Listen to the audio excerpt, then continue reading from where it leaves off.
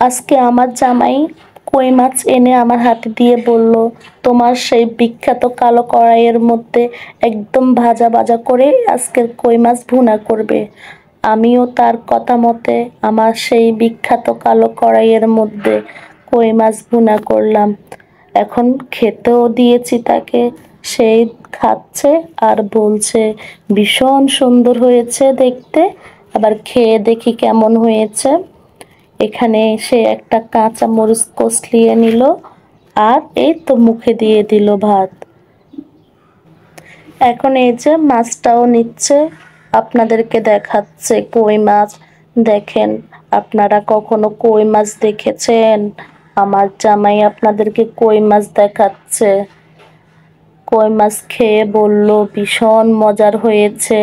আসলে আমি যাই রান্না করি সেটাই তার কাছে ভীষণ মজার লাগে। এখন সে ডাল নিয়ে নিচ্ছে।